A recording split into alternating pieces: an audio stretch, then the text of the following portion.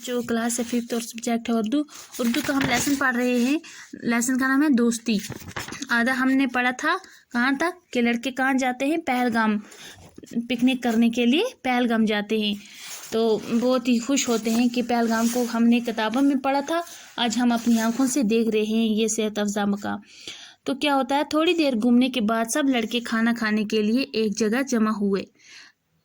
थोड़ी देर इधर उधर घूमे, देखा सुना, तो उसके बाद सब खाना खाने के लिए एक जगह जमा हो गए। अहमद और नदीम ने भी अपनी टोली के साथ खाने की चीज़ें मिल बांट कर खाईं। अहमद और नदीम जो थे वो उन्होंने अपने ग्रुप में जो बांट के चीज़ें लाई थी एक दूसरे को, तो वो उन्होंने खाई। खाना खाने के बाद सब लड़के मुख्तलिफ अतराफ में सैर को निकले। खाना खाने के बाद जो सब लड़के थे वो सब मतलब इधर उधर निकल गए, अलग अलग तरफ से निकल गए सैर करने के लिए। कुछ लिदर नाले के किनारे की तरफ चल पड़े, कुछ बाजार की जानब गए और कुछ लड़के जंगल की सैर को गए। अहमद और नदीम भी जंगल की तरफ निकल गए। सब लड़के कोई बाजार को, कोई जंगल की सैर को, कोई इधर कोई उधर। तो ये दो भी जंगल की तरफ निकल गए। रास्ते में ऊंचे और घने पेड़ थे। इर्द गिर्द का नज़ारा बेहद खूबसूरत और दिलकश था। अहमद और नदीम एक दूसरे का हाथ थामे साथियों को पीछे छोड़कर आगे निकल गए। अहमद और नदीम जो थे ये बातें करते करते काफ़ी आगे निकल गए, दूसरे दोस्तों को छोड़कर निकल गए। इन्हें इस बात का ख्याल ही नहीं रहा कि वो घने दरख्तों और झाड़ियों में से गुजरते हुए बहुत दूर निकल गए हैं।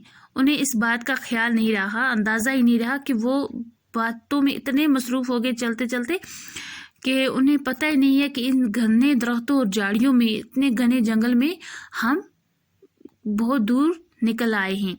अचानक उन्हें एक खौफनाक आवाज़ सुनाई दी। अचानक क्या हुआ, उन्हें एक खौफनाक आवाज़ सुनाई दी, डरावनी आवाज़ सुनाई दी। जंगल की खामोशी में इस आवाज़ ने दोनों को डरा दी। जंगल की जो खामोशी थी, सन्नाटा था, उस सन्नाटे में जब ये आवाज़ आई इस आवाज़ ने इनको डरा दिया। इतने में अहमद को थोड़े ही फासले पर एक रीछ नज़र आया। अहमद को क्या हुआ, एक रीछ नज़र आ गया। रीछ इनकी तरफ आ रहा था। रीछ किसकी तरफ जा रहा था, अहमद और नदीम की तरफ। अहमद ने नदीम का हाथ फ़ौरन झटक दिया। अहमद ने क्या किया, नदीम का हाथ छोड़ दिया और फुर्ती से एक पेड़ पर चढ़ गया। उसका हाथ छुड़ाकर पेड़ पर चढ़ गया।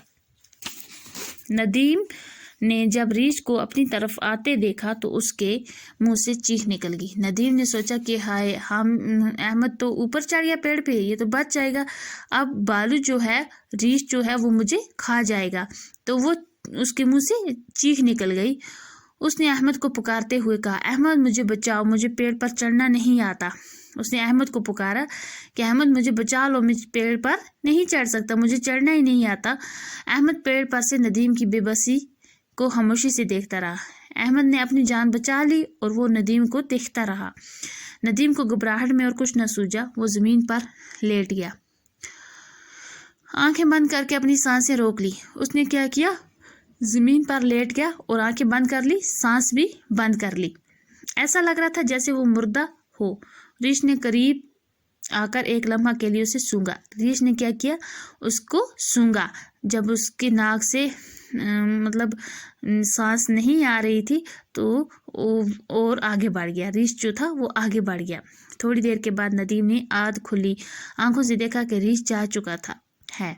इसकी जान में जान आई। जब उसने थोड़ी सी आंख खोली और देखा कि रीछ कहाँ है, देखा रीछ दूर जा चुका था।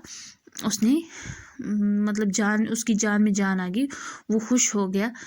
वो कपड़े झाड़ते हुए उठ खड़ा हुआ और अहमद की तरफ देखने लगा। अहमद की बेवफाई से उसे बहुत दुख हुआ।